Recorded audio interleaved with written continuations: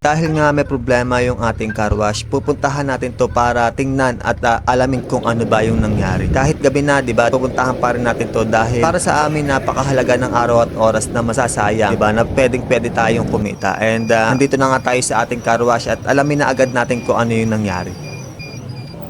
Ngayon nga ay may problema yung ating car wash, kaya susubukan natin kung ano ba yung problema ng car wash natin.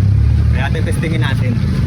At ngayon nga ay susubukan natin yung ating bendo slot para malaman natin kung anong problema. Dahil lang sabi sa atin, every time doon na may maghuhulog ng coins is walang lumalabas na tubig doon sa ating hulugan ng ating sinubukan ay wala talagang lumabas na tubig. Kaya naman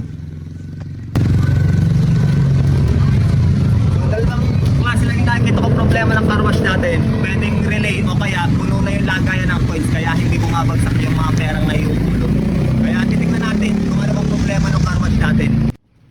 At dito nga ay dali-dali ko na agad kinuha yung ating hulugan ng coins para sobrang bigat. Kaya tingin ko ang problema nito is punong-puno na yung pinakang box ng coins. Kaya yung mga coins na naiuhulog, hindi na siya tumutuloy. Kaya kung mapapansin nyo, yung isang 5 pesos, nandito na sa pinakang bungad. Ibig sabihin, hindi siya bumabagsak.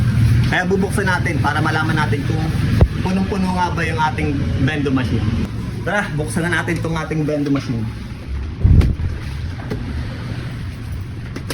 Ayun, yun na nga yung problem natin.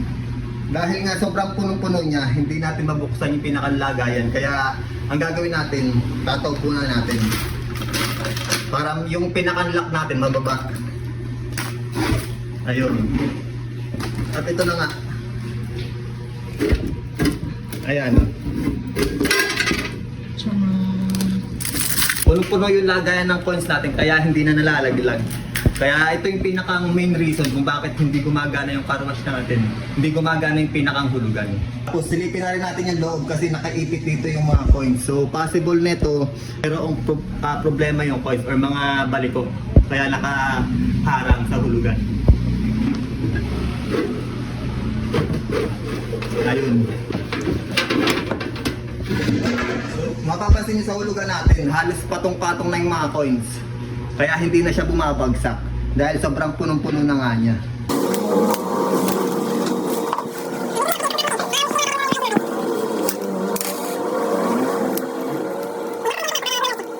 Kasi may dalawang 5 pesos na magkapatong, so hindi natin siya mahugot. So ang possible na gagawin natin, babaklasin natin itong pinakang hulugan para maghiwalay siya. Kung mag-aarara na ba yung ating bendo slot. Kasi wala tayong kuryente, naputulan po tayo. Gago!